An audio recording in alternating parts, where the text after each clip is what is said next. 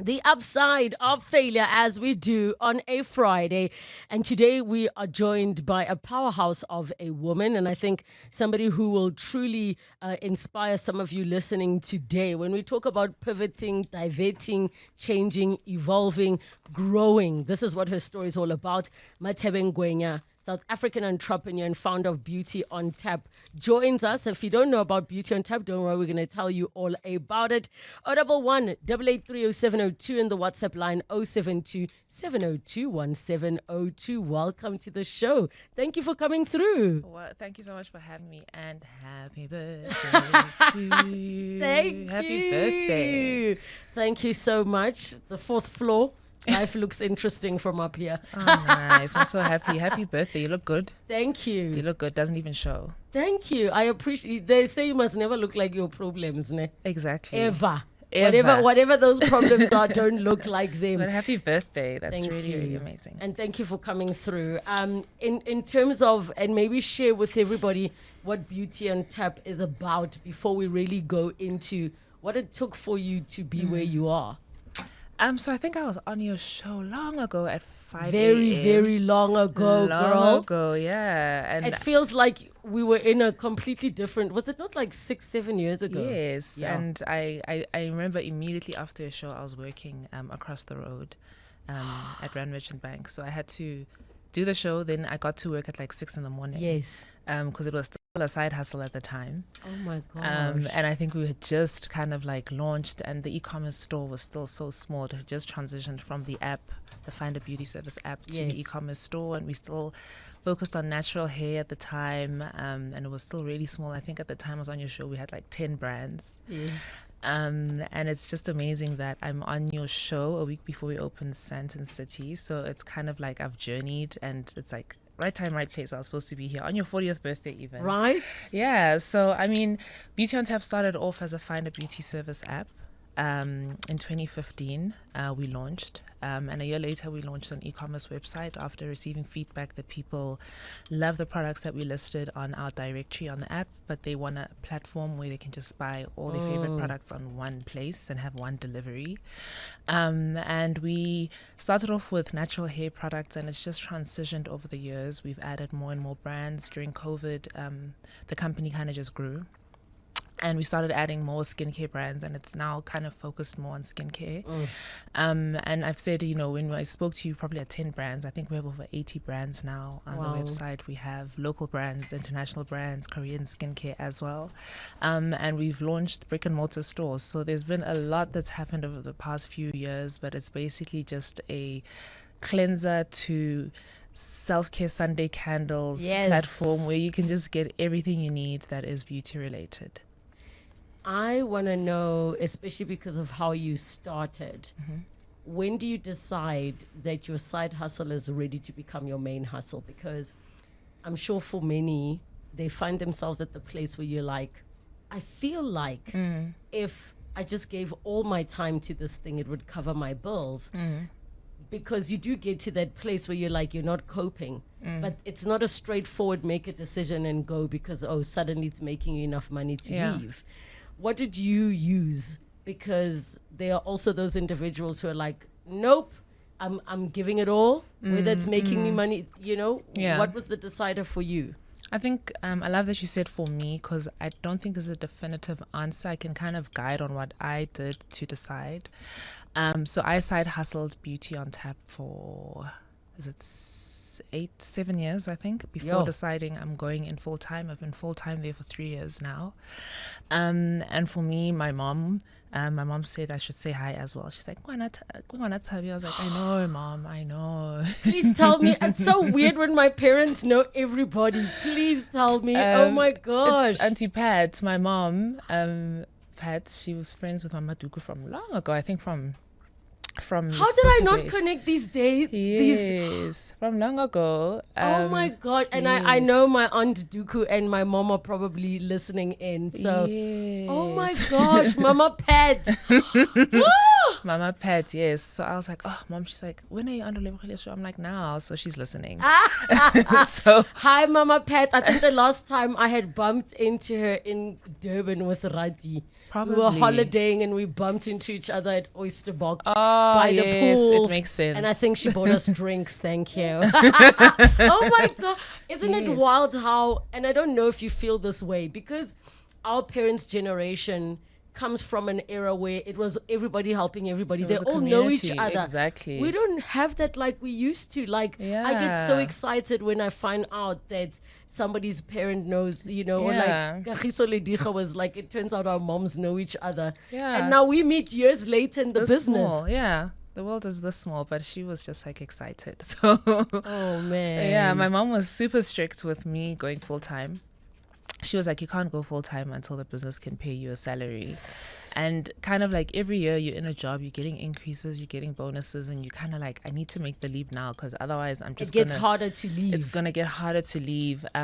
So for me, it had to be that the business actually needed me. I didn't just want to leave because I had to know that every single day when I go to Beauty on Tap as a job, there's going to be work for me to do. I'm going to be contributing some kind of value for the salary I earn. And then, of course, the financial component was also really important. So I only left really when the business could afford to pay me and sustain me and help me with expenses.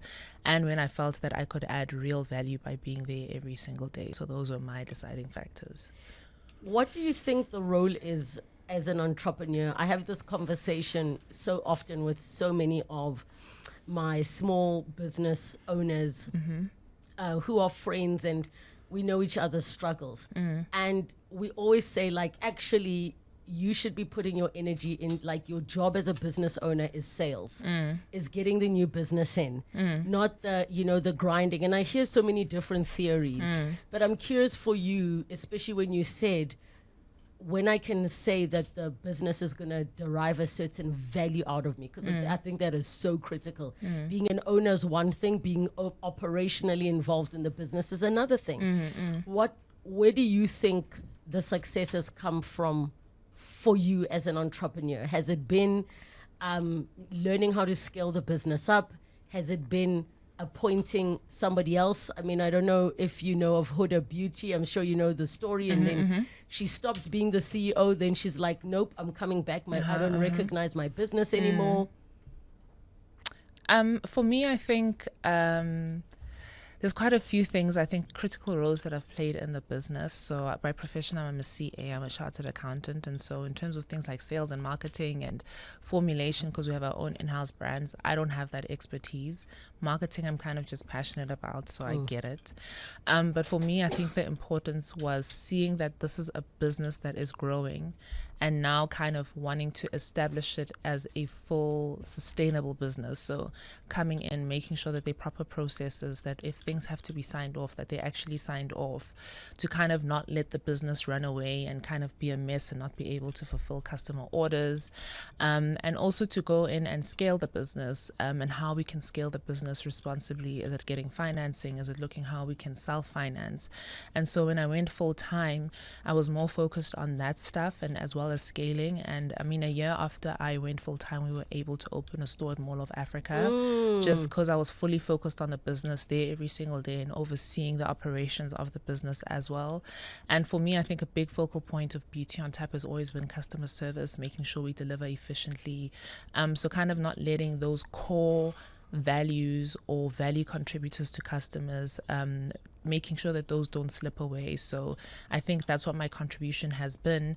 And also just making sure we hire the right people. I think getting the right people into your business is super important. And so that was a key focal point for me as well. Like, I'm on maternity leave now, well, kind of. I'm like, ma'am, you are at work right I'm now. literally, I'm at work. Everyone's like, I'm so sorry. I'm like, girl, I've been at work the day I gave birth. They were texting me. Yes.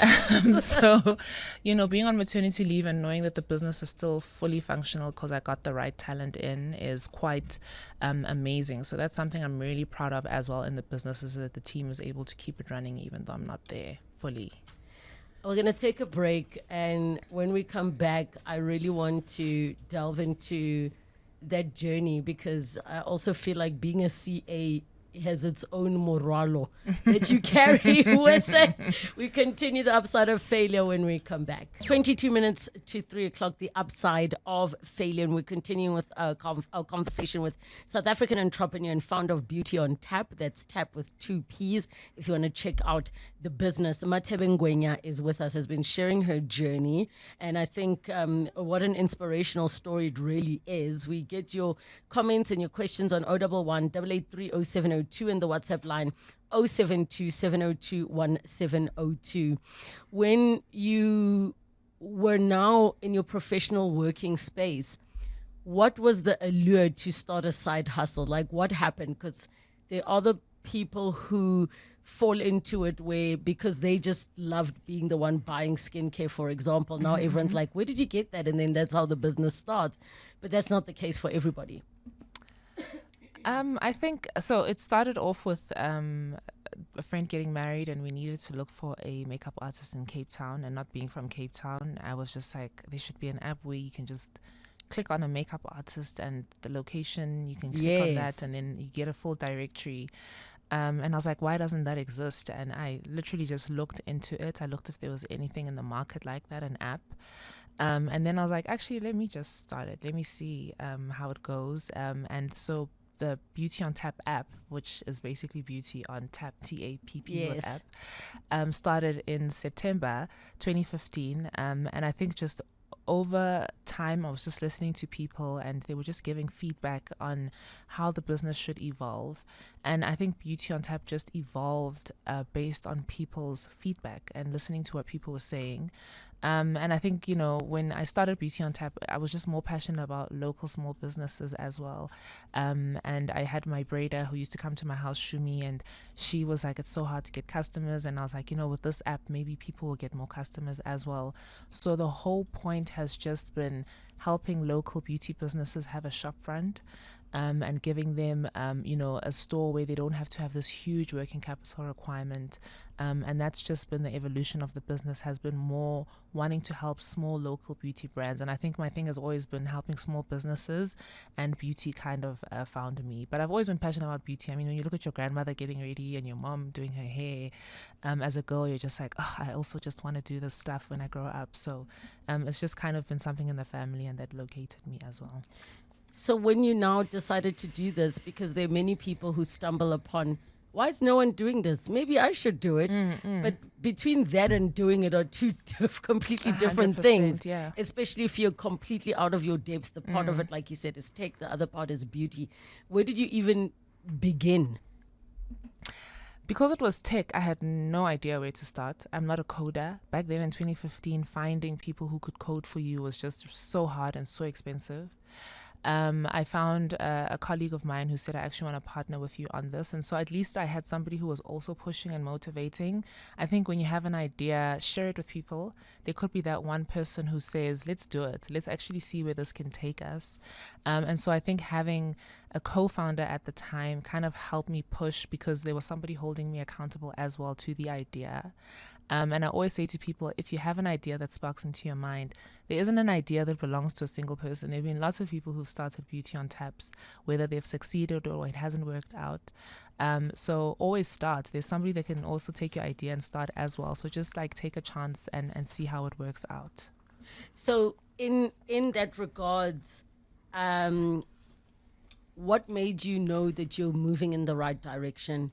Sometimes the beginning of the journey is extremely tough, where you're not seeing return on the fruits for a long time. And I think it's also important, not just for women, not just for women of color, not just for young people like yourselves, but just in general, where everybody's really just doing their best to get by. What was it that kept you going? I love that you mentioned the partnership, because there are many who believe that having a partner means you're now splitting everything by two, as in the benefits, but they're not seeing that you're splitting the responsibility and having an accountability buddy, as I refer to it, accountability buddy. But yeah, share with us what that's been like. In the first year, Beauty on TApp made zero, like absolutely no money. I thought it would shoot the lights out. Like I thought the day we launched, there'd be hair salons fighting to list on the app. And it was like, they were like, what's your value? How many app users What do are you you have? bringing? Yeah, what are you bringing to the table? If you want my money, how many app users do you have? But then customers were like, how many salons do you have on your app? So it was kind of like this thing where it was like, oh my word, where do we even start? My co-founder left me because he was like, this business is not making money. Yo, I forgot once that there was a social media ad that was running, and the bill was just like, oh my God, how am I even going to pay for this? So there were just times when it was just like, oh my word, I can't afford this business. And I think when we launched the e-commerce website and it started monetizing, even just one order per month gave me that faith that there's somebody who's interested, there's somebody who's watching, there's somebody who is willing to share their money with me because they see some kind of value in the business. And so even though we're getting 3 orders a month, 5, then it grew to like 7, then 10, I always say, what we used to make in a month, we'll make in a day now. What we used to make, in a year, we'll make in a month. It's just seeing that small growth progression coming through, even if it's just 5% growth and just pushing. I think a lot of people give up because, we've heard about these unicorns like, American, e-commerce businesses just growing overnight and listing, and they all of a sudden the founders are billionaires, and you want the same thing. I think even the smallest growth is okay. And now we have like malls like Sandton City where we're opening, giving us the nod to say we want beauty on tap in our mall. And it's kind of like after all that hard work, it's kind of worked out as well. So, I mean, those small little growth spurts were really what kept us pushing even as a team. So you just kind of have to believe that you are going to get somewhere one day. That fellow founder that dumped you, where's that person now? Oh, Bandla, I don't know. But I mean, it wasn't his journey. It wasn't meant for him. There's no hard feelings at all. And I think I would just keep pushing because I was so passionate about the business. And I think he found something else that he was passionate in as well. And for a guy, beauty's like not interested in this. There's no growth here. So, it wasn't his journey. I want to know about the transition. When do you decide to have a physical store? Especially because over that period of time from when your business started, we have seen so many evolutions of how retail in general works and services work. So it's interesting that you went from a tech app to now going back to the physical stores. And I can think of a few reasons why that's important, as particularly with if you're selling a product that needs to be felt and tested. But chat to us about how you made that decision, because that's already now you're taking on a lease, you're taking on overheads, you're taking on blah, blah, blah. Yeah. I always thought Beauty on Tap would remain a tech business, and I wanted to grow it out as the biggest e-commerce beauty platform in the country or on the continent. And I always looked at case studies on international companies that remained, online only and didn't look to e-commerce. But during COVID, people were saying e-commerce is the next big thing. But in South Africa and Africa, in-store shopping or physical shopping is still a really, really big part of the market. And when I was looking at numbers, like e-commerce is still tiny compared to, physical retail.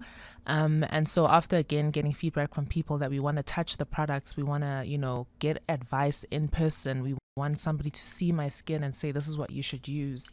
It kind of motivated me to then reach out to property funds and malls to see if we can get space. And that was hard. Like, even though we had a track record of e-commerce, we could show financials, they were still like, we're not too sure. And I kind of had to reach out to networks to be like, please, can you convince these malls to, just give me one chance and to showcase what we can do. And so, Mall of Africa took a leap of faith and, said, here's some space, and gave us prime space even in the mall. They didn't put us in some hidden corner. And that kind of worked out. And so it was a big decision. CA me was just like, oh, I'm not sure about this. I even downplayed the numbers. The numbers were so low. Mall of Africa was like, girl, are you sure you can afford this store? And I was like, let's see, because I was so conservative with the forecast. I was like, I think e-commerce will have to carry this store. Yeah. But we took that risk, and we're opening store number 5. Oh my goodness. Next week within 3 years. So it's been quite a journey. Listen, I absolutely love it for you, just in the sense that you've been holding on, and not even like holding on to a relationship that's trying to end. You are like, hey, I'm here. We're gonna grow as low and slow. How did you decide now to start doing the second and the third? Do you feel like your confidence had built after, like, okay, this first one worked out. It's not needing the e-commerce store to carry it. We can move on to the next one and even reach a market that would have never downloaded this app to begin with. So after Mall of Africa opened, I was like, oh, okay, people actually want to shop in person. And I think because we had the data of where our customers were, we could kind of choose where we want to go next. So we knew that Pretoria, we have a lot of customers.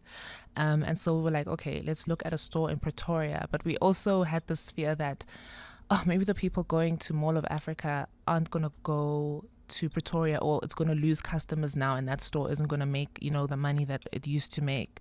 And so it was also a very difficult decision to do our Menlyn store next.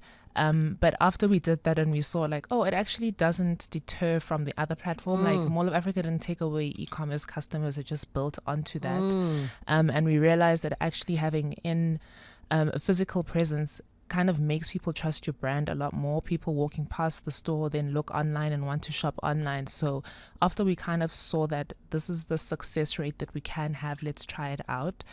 We tried it out. But I mean, we've been very lucky over the past few years that all our stores have kind of worked out and are doing well. And I mean, there could be stores that, don't work out. It's going to happen. There's going to be stores that don't work out. But it's just taking that leap of faith. It's kind of like pushing the team to also work hard as well.